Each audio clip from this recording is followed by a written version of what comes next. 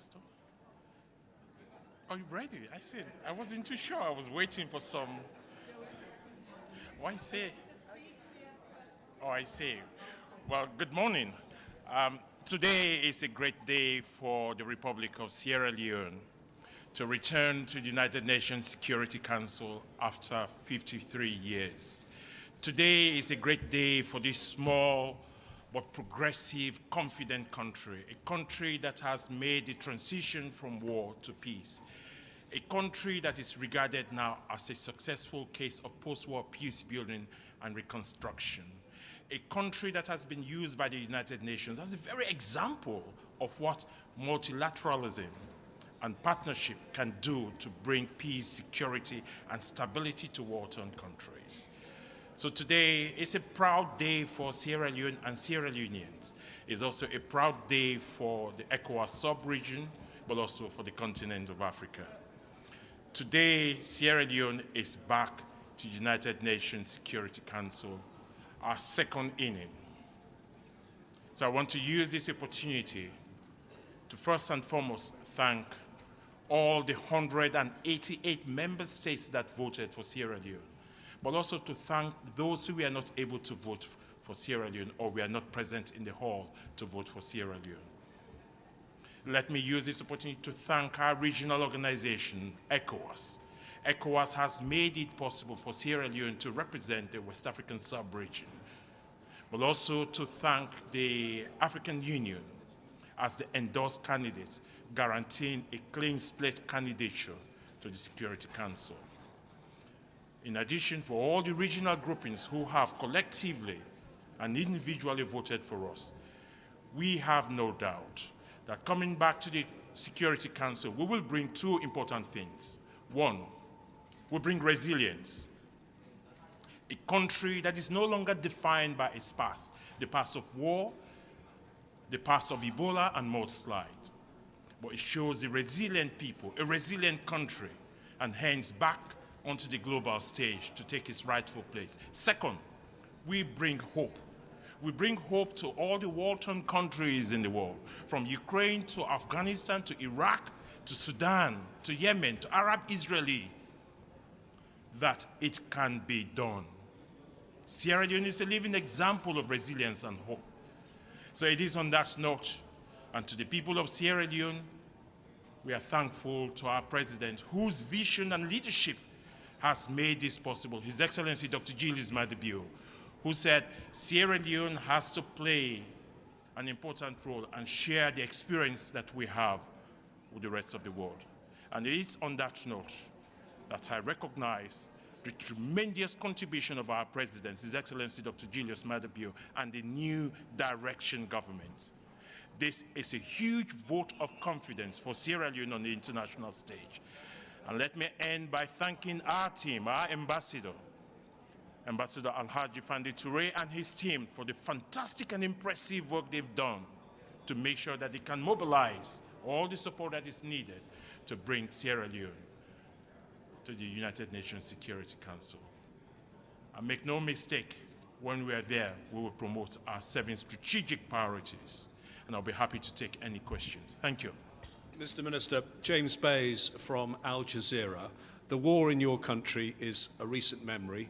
I was there in Sierra Leone during wartime. You got past your conflict days, yet there are so many items on the Security Council agenda that are persistent and are still in conflict, including many in Africa. How are you going to use your experience to try and solve some of these conflicts? Well, thank you very much. They always say experience is the best teacher. We know the devastation of brutal civil war. We know the plight of bitterly divided communities. But importantly, we know what the United Nations can do in terms of deploying large peacekeeping and peace support operations.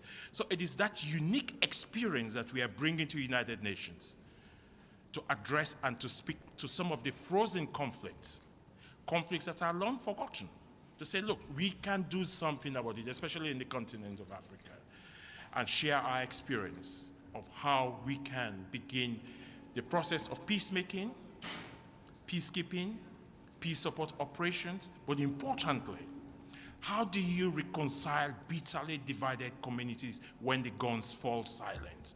That is a huge experience that Sierra Leone will bring to the international stage. So be rest assured, given our unique experience, we will work with other like-minded permanent members and elected members to galvanize support, to focus on some of these ongoing conflicts, to see to what extent we can resolve it. Because the failure to do so creates instability and threat to international peace and security. Sierra Leone is uniquely qualified, not only the simmering conflict, but also some of the emerging threats to regional peace and security around unconstitutional change of government, for example, in the West African sub-region.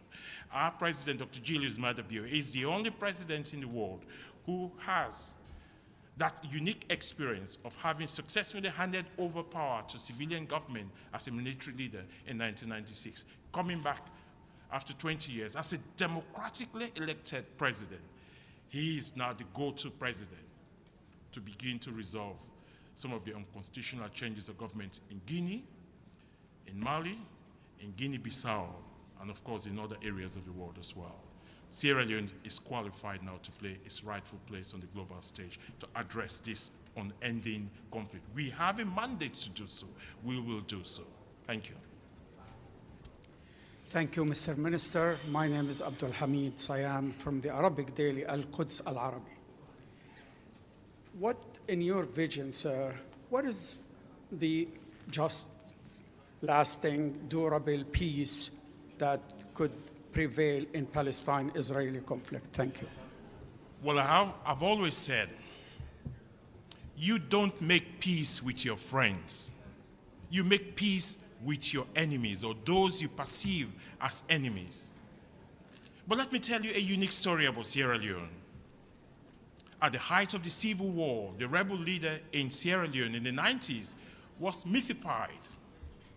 It took the courage of one individual, the current president, then military head of state, to say, let us go and find this rebel leader, the late Corporal Fode Sanko, and bring him out and engage with him.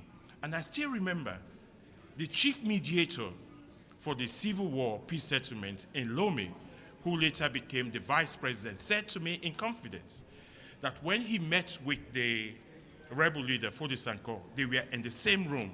His instinct was to go and grab his neck and strangle him. I was very shocked. I said, why? He said, because he went with his rebels to annihilate and destroy my people, kill them and burn them. He said, the human instinct is always what it is. I wanted to strangle him, but I realized I was the chief mediator for the Republic of Sierra Leone, representing a people and a country. So it was that effort to engage with somebody who has been involved in one of the most atrocious civil wars in the world.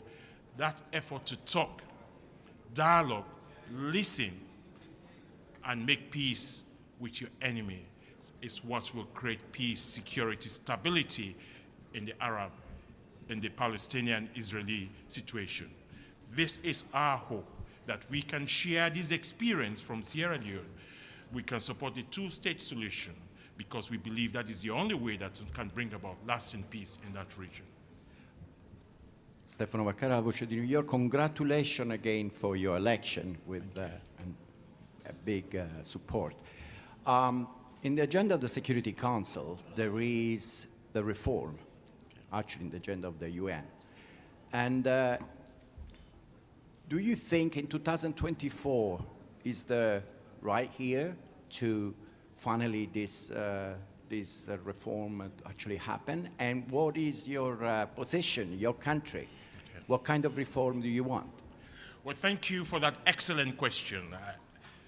In our 7 strategic priorities for going to the United Nations Security Council as a country, Sierra Leone, one key priority is the reform of the Security Council. Why is that so? Sierra Leone is the African Union chair and coordinator for the group of 10 heads of state for the reform of the Security Council. It's called the African Union C10 group. So our ambassador here has been leading the IGN process, the intergovernmental process. So we have made it a priority that we will go to the Security Council to continue to canvass, defend, and promote the common African position. The common African position is very clear. It's based on the Elswini Consensus and the SART Declaration, which advocates for 2 permanent seats in the permanent category, including all the rights and privileges, including veto, if maintained. So Sierra Leone is going with that additional continental responsibility. Sierra Leone, as coordinator of the African Union Committee of 10 for the reform of the Security Council, we are strategically positioned to influence that debate. But what is more, for the first time, Algeria is a member of the African Union Committee of 10. So you have 2 African member states who will be in the Security Council 2024-2025 to continue to promote, to canvass, to defend the common African position. I like the point that you said 2024. 2024 is a defining year for the reform of the Security Council. We know that the gatekeepers will never allow it to be a smooth process. But what is positive, that all the 5 permanent members have indicated President Biden in the US-Africa Summit, and before that, the UNGA Summit in September last year, he has made a commitment that now is the time to reform the Security Council, to bring on board regions of the world that have been isolated, including Africa.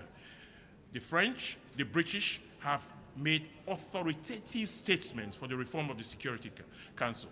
Equally enough, the Russian Federation and the government of the People's Republic of China. So we have the 5 permanent members who have indicated now is the time. So as coordinator, we are strategically positioned because we lead the group of the foreign ministers, the 10 foreign ministers. We met in Brazzaville last year. Next year, we are meeting in Algiers to ramp up the momentum, because we believe that now is the time to position ourselves to influence that debate. We should not miss this momentum. We want to use 2024 to start the process of the reform. And I believe in our lifetime, the reform of the Security Council will be achieved. Thank you. Thank you, sir. Afram Qusayfi from Arab News. Are you actually saying that America and the Western countries are actually now more open to a permanent seat for the AU at the Security Council? Is that the kind of reforms you're saying 2024 will see? And short of that, is there any meaning for any other reforms? Thank you. Well, you know, things happen in the world. The Ukraine crisis and the prevailing geopolitics and the emergence of the global South solidarity is very important. We should not underestimate it. For the first time, those who have been marginalized, excluded, underrepresented or unrepresented in the permanent and non-permanent category of the Security Council now said, our voice must be heard. The status quo, the geopolitical status quo before the Ukraine war is not going to be the same with the end of the Ukraine war. We have to be prepared for that. So what is emerging is not just the Western countries themselves, but Russian Federation. In my discussions with European foreign ministers, the UK foreign secretary, we had the same, and the US deputy secretary of state, we had the same discussion. The French, but also I'm just back from China. I had the same discussion with the Chinese foreign minister and the telephone conversation with Sergei Lavrov, the Russian foreign minister. There's a general consensus now that now is the time to reform the Security Council, to make it fit for purpose, to address the issue of the historic injustice and underrepresentation of regions such as Africa. So I am confident that we will make that move. Thank you very much. Thank you. We'll have one last, gender equity. Thank you. Celia Davaren, Africa Confidential. I have 2 questions. Earlier you said that you have to make peace with your enemy. My first question is, did you make peace with Charles Taylor after the horrible thing he has done in your country? And are you sure that China is on your side? When it comes to the Security Council. I like your example because it's a practical human life experience. Charles Taylor and his MPFL rebel group in Liberia caused horrendous atrocities. But our position is restorative justice. Charles Taylor has been tried by the International Criminal Court. That's retributive justice. By the end of the day, he has been tried, he is in the prison somewhere in England, but we, Sierra Leoneans and Liberians, have to live on a daily basis of social interaction. We cannot allow those who bear the greatest responsibility, who have already been taken, retributive justice have been meted out to them.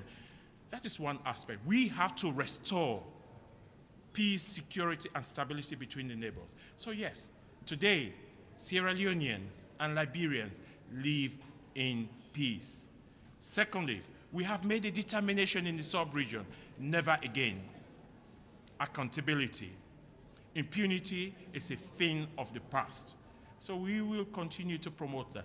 But we work with all other major players of the world. We are a small country. We cannot afford not to work with all countries of the world. We work with China, we work with United Kingdom, we work with America, we work with all peace-loving and well-meaning countries of the world.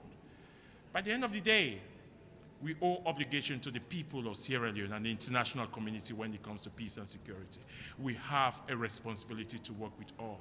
To refuse to work with all means that you are creating the scenario for future conflicts. Our experience in Sierra Leone tells us. And what about China? China He is telling you that he is on your side when it comes to the Security Council. Well, China is part not. of the permanent members, the P5. They have said, United States, China, Russia, France, UK, they have all said. So I'm not picking out China. Why do I have to pick out China? There's no reason to, because UK has said the same that China has said.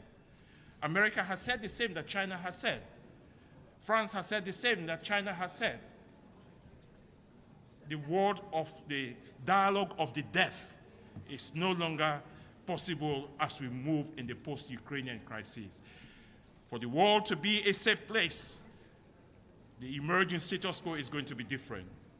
And it's going to be global solidarity, where we don't have dialogue of the deaf, where we don't pick on people, but we work collectively for global peace and security. This is the experience of Sierra Leone. You make peace not with your friends, but with your enemies. I thank you.